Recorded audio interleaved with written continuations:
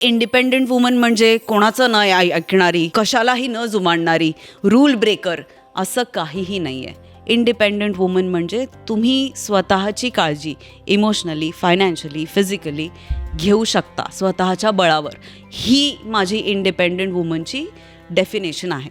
आणि मला असं वाटतं की कुठलीही व्यक्ती इंडिपेंडंट फायनान्शियली असू शकते किंवा इंडिपेंडंट असू शकते.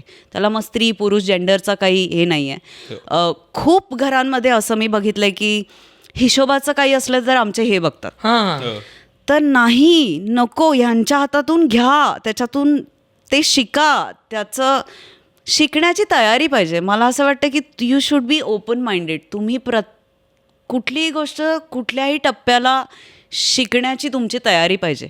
म्हणजे मी आत्ताच एक काहीतरी स्क्रोल करताना बघत होते की शिकल्याने आपण किती अज्ञानी आहोत हे पहिल्यांदा कळतं. मग त्याच्यानंतरची स्टेप आहे मला नॉलेज मिळालं, मग त्याच्यानंतरची स्टेप आहे मी ज्ञानी झाले आता. सो ह्याच्यामध्ये काहीच वावगं नाही आहे. आपण असू शकतो अज्ञानी खूप गोष्टींच्या बाबतीत. तर हो, मला यातलं काही कळत नाही, हा एक्सेप्टन्स खूप महत्त्वाचा आहे.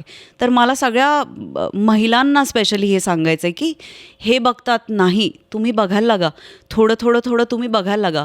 स्वतःसाठी एखादी वस्तू घेणं स्वतःच्या आनंदासाठी, ह्याच्यासारखा दुसरा मोठा आनंद नाही आहे. आणि मला असं वाटतं ना, एक ना स्वॅग येतो ह्यानी.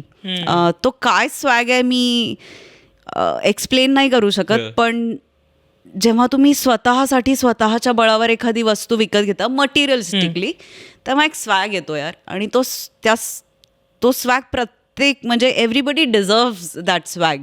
आणि मला असं वाटतं की सगळ्यांकडे ती खरं तर कपॅसिटी आहे, ती फक्त तुम्हाला पुल करून बाहेर आणायची, ती आणलीच पाहिजे असं मला वाटतं. ते वेगळं आहे असं वाटतं ना स्वतःसाठी. अगदी घड्याळापासून सुरुवात, म्हणजे भांडं, स्टीलचं भांडं साधं, पळी किंवा एखादी पाटी किंवा मोठं भांडं, ह्याच्यापासून सुरुवात करा. पण हे मी आज स्वतःसाठी घेतलं, ह्याच्यामधला आनंद हा इनकम्पॅरेबल आहे असं मला वाटतं. लोकांना ना इंडिपेंडंट होणं म्हणजे मला कोणाची गरज नाही असं वाटतं. पण तू जेव्हा म्हणालीस की तुम्ही स्टार म्हणून एकटा कॅमेरासमोर उभा राहिला म्हणून तुम्ही स्टार नाही होत. 10 लोक आहेत, मेकअप दादा आहेत, कॅमेरामॅन आहे, डायरेक्टर आहे, रायटर आहे, एडीज आहेत, सगळे लोक आहेत म्हणून तुम्ही ते आहात.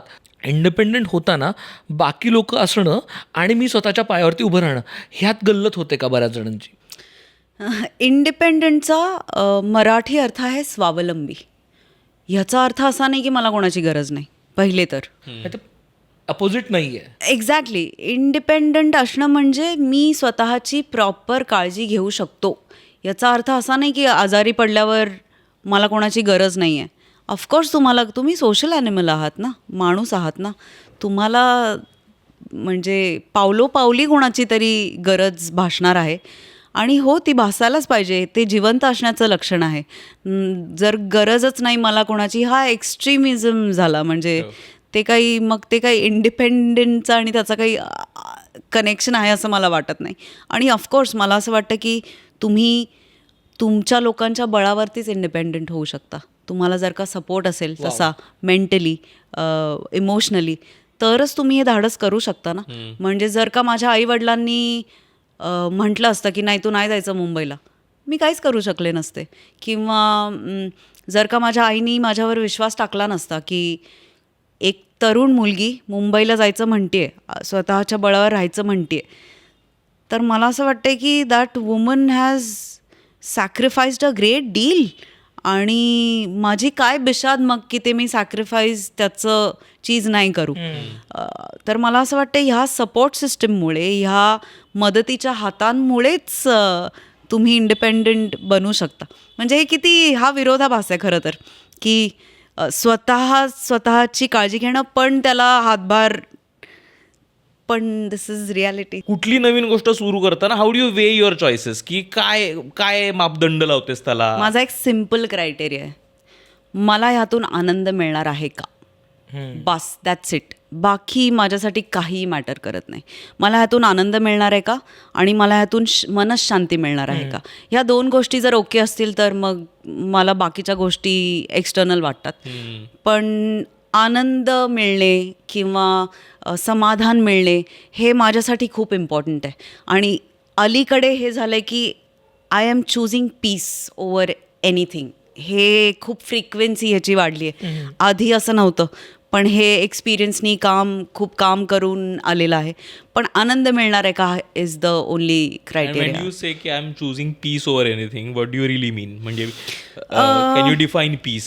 समटाईम्स काही माध्यमं, काही एक्सटर्नल गोष्टी want you to engage in certain conversations, communications, ज्यांनी तुमचा पीस डिस्टर्ब व्हायची शक्यता असते. फॉर एक्झाम्पल, एखादी गोष्ट समाजात घडतीये, एक एक्सटर्नल प्रेशर असतं आमच्यावर सतत की ह्याच्यावरती बोला, ह्याच्यावरती पोस्ट करा, ह्याच्यावरती. I choose not to say anything because my peace is at stake. मी हा पीस कमवायला खूप मेहनत केली आहे बाबा. आता इथे कोणीच माझ्या आणि माझ्या पीसमध्ये कोणीही नाही येऊ शकत. म्हणून मी म्हणते की आय चूज पीस.